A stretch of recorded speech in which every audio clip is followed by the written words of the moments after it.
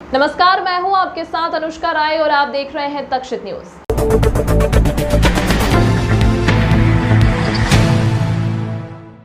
इंदौर के कोतवाली क्षेत्र में एक ज्वेलर्स की डिक्की से बदमाशों के द्वारा सोने का हार चोरी करने का मामला सामने आया था, जिसमें पुलिस ने सीसीटीवी फुटेज के आधार पर 24 घंटे में ही 2 चोरों को पकड़ लिया। पुलिस के अनुसार पकड़ाए बदमाश मोहम्मद आसिफ पिता अब्दुल गनी और अरशद अली पिता अयूब अली दोनों निवासी आजाद नगर हैं। व्यापारी किशोर संघवी निवासी श्रीनगर एक्सटेंशन ने शिकायत दर्ज करवाई थी। बताया था कि उनका गजानन कॉम्प्लेक्स में आर्टिफिशियल ज्वेलरी का कारोबार है।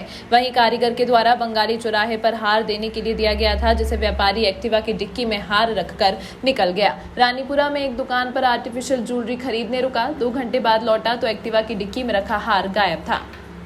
किशोर संघवी नाम के फरियादी ने थाने पर रिपोर्ट की थी कि वो सराफे से रानीपुरा तरफ आया था। रानीपुरा में गाड़ी खड़ी की उसने और डिग्गी में से उसके लगभग 1.5 से पौने 2 लाख की सोने चांदी के आभूषण चोरी करके डिग्गी से निकाल कर ले गए, जिस पर से अपराध पंजीबद्ध किया गया।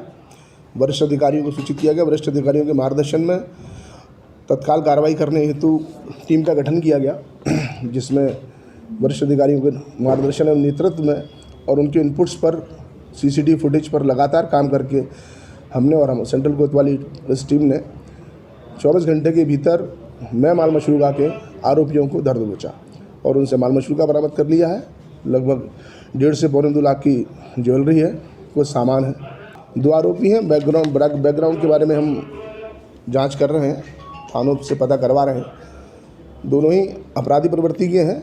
2 आरोपी, दोनों को पुलिस ने कब्जे में ले लिया। इस घटना में ये प्रकाश में आया है कि ये सराफा में व्यापारी ने सराफे से आभूषण लेकर डिग्गी में रखे, वहीं से उन्होंने रेकी करना प्रारंभ की और उसके पीछे लग गए। फिर वो रानीपुरा पर रुका तो रानीपुरा पर रुककर वो खरीदारी करने चला गया। इतने में मौका देखकर उन्होंने डिग्गी तोड़कर उसके आभूषणों को चोरी कर लिया।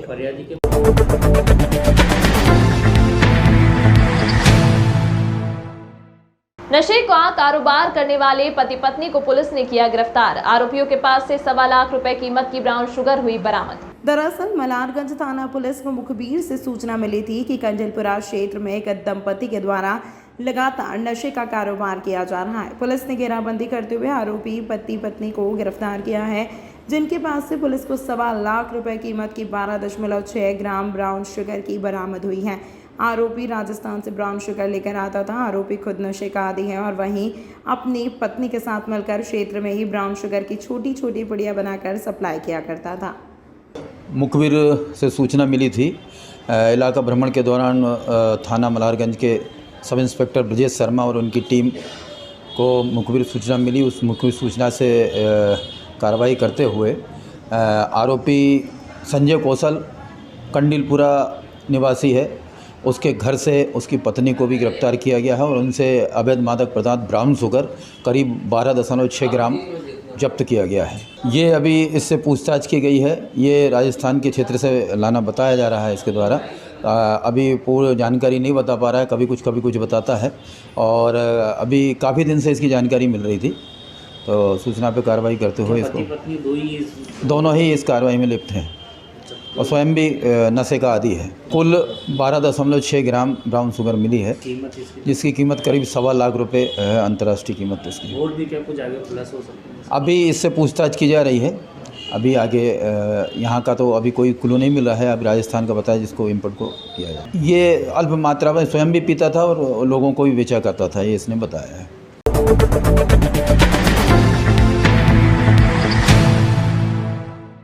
इंदौर के एरोड्रम थाना क्षेत्र के छोटा बांगरदा में रहने वाले एक युवक को child pornography content social media पर डालने के मामले में पुलिस ने पकड़ा है।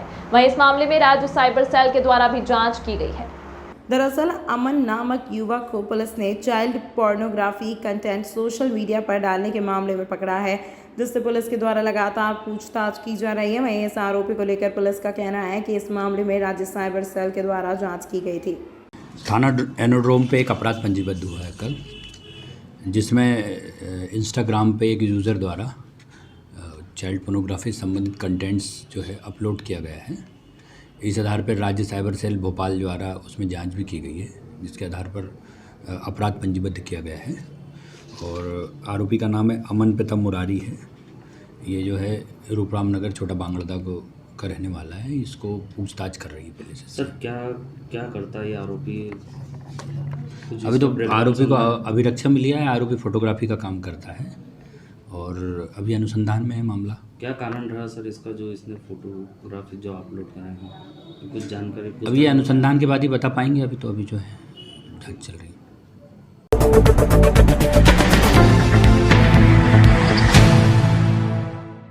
सहायक लोक अभियोजन अधिकारी परीक्षा 2021 लोक सेवा आयोग द्वारा अनदेखी के चलते 3 वर्ष बीत जाने के बाद भी अधर में लटकी है। 2015 के बाद 6 वर्ष बाद आईएएस परीक्षा में बार लोक सेवा आयोग द्वारा ठंडे रवैये के कारण 3 बार साक्षात्कार की तिथि बदली गई। साथ ही परीक्षा से 3 महीने पहले सिलेबस बदल दिया गया और 4 जनवरी 2023 में रिजल्ट आने के बाद अभी तक साक्षात्कार नहीं कराए गए, जिसको लेकर आज अभ्यर्थी अधिवक्ताओं ने लोक सेवा आयोग कार्यालय पर विरोध प्रकट कर ज्ञापन सौंपा। दरअसल हाल ही में आयोग द्वारा जारी कैलेंडर में जिस परीक्षा को 2024 फरवरी में करने की बात कही, बार साक्षात्कार की तिथि आगे बढ़ने से चयनित अधिवक्ताओं में चिंता बढ़ गई है। साल भर साक्षात्कार का इंतजार करने के बाद सोमवार को अभ्यर्थी अधिवक्ताओं ने आयोग के समक्ष ज्ञापन देकर अपनी चिंता जताई। प्रदर्शन किया जा रहा है आप लोगों को, क्या कुछ मांग? सर, हम एडीपीओ के जो साक्षात्कार हैं उसको जल्द से जल्द कंडक्ट कराने के लिए यहाँ पर उपस्थित हुए हैं। सभी लोग एडवोकेट हैं, क्योंकि आयोग ने सबसे पहले 2015 में वैकेंसी आई थी, उसके बाद 6-7 साल बाद 2021 में वैकेंसी आई है, जून 2021 में। उसके बाद में दिसंबर 2022 में 3 बार परीक्षाओं को स्थगित करते हुए आगे बढ़ा है। फिर हमारे जो रिज़ल्ट है वो जनवरी 2023 में आए थे। उसके बाद इन्होंने इंटरव्यू की जो तारीख है वो 3 बार एक्सटेंड कर चुके हैं और हमने पिछली बार जब ज्ञापन दिया था तो इन्होंने हमें दिसंबर का आश्वासन दिया था और पूरी तरीके से आश्वस्त करा था कि आपके किसी भी हालत में दिसंबर में इंटरव्यू हो जाएंगे। और अभी कुछ दिनों पहले इन्होंने फरवरी की डेट रखी है। हमारे साथी अधिवक्ताओं और मेरी ये मांग है कि हमें पीएससी पे कहीं ना कहीं संदेह है कि हो सकता हो कि ये फरवरी से आगे बढ़ा दिए जाए, तो इन्हीं मांगों को लेकर हम पीएससी पर आए हैं। अगर आपकी मांगें नहीं पूरी होती तो हमारा ये जो भी आंदोलन है ये आगे धरना प्रदर्शन चलते रहेगा पीएससी के खिलाफ।